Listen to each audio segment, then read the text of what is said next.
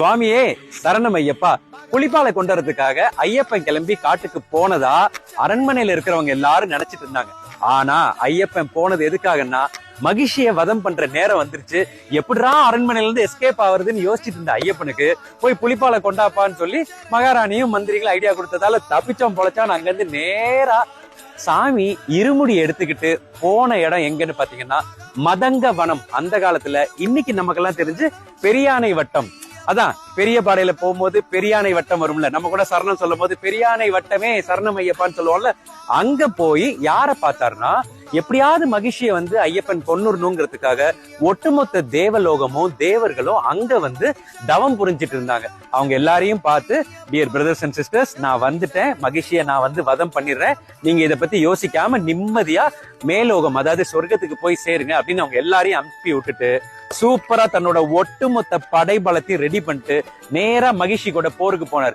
மகிழ்ச்சிக்கு இன்ஃபர்மேஷன் வந்துச்சு, ஒரு சின்ன பையன் நம்மளை எதிர்த்து போருக்கு வராருன்னு. மகிழ்ச்சிக்கு செம்ம அசால்ட், எவ்வளோ பேரை பார்த்துட்டோம், இவரெல்லாம் ஒரு ஆளான்னு சொல்லி அவங்க பெருசா கண்டுக்கல. ஆனா கொஞ்சம் கொஞ்சமா போற நாட்கள் போக போக அவங்களுக்கு பயம் அவங்க என்ன பண்ணிட்டாங்க, அவங்க ஒரு உடம்புல இருக்க முடியில இருந்தும் ஒரு மகிழ்ச்சியை உருவாக்கி மகிழ்ச்சியோட படையே வேற லெவல்ல இருந்துச்சு. என்னென்னமோ அஸ்திரங்கள்லாம் கொண்டு பயங்கரமா ஃபைட் பண்ணாங்க. ஆனா நம்ம ஐயப்பன் கிட்ட இருந்தது ஞான அஸ்திரம்.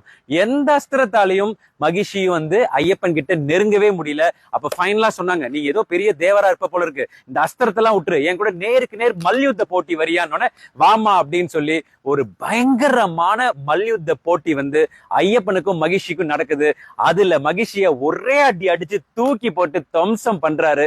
அவர் துவம்சம் பண்ண அப்புறம் தான் தெரிஞ்சது, தத்தர் கிட்ட இருந்து சாபம் வாங்கின லீலாவதி அப்படிங்கிற ஒரு பெண்மணி தான் மகிழ்ச்சியா ஒரு அரக்கியா மாறி அவங்க ஐயப்பன் கையால சாப விமோச்சனம் பெறணுங்கிறது தான் அந்த காலத்து ஐதீகம்னு சொல்லி.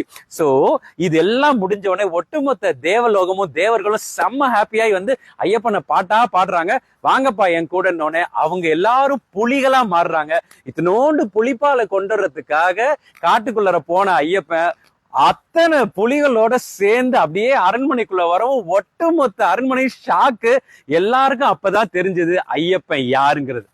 இந்த மாதிரி ஐயப்பனோட கதை சொல்ல சொல்ல சொல்ல கேட்கிறவங்களுக்கு எப்படி இருக்கோ என்னோ, சொல்லிட்டு இருக்க எனக்கு அப்படி புல்ல இருக்குது. சோ இதோட இன்னைக்கு கதை முடியுது. இதுக்கப்புறம் ஐயப்பன் எப்படி சபரிமலைக்கு போனாரு, யார் அவரை சபரிமலையில உட்கார வச்சாருங்கிற கதையெல்லாம் அப்புறமா சொல்றேன். இப்போதைக்கு சுவாமியே சரணம் ஐயப்பா.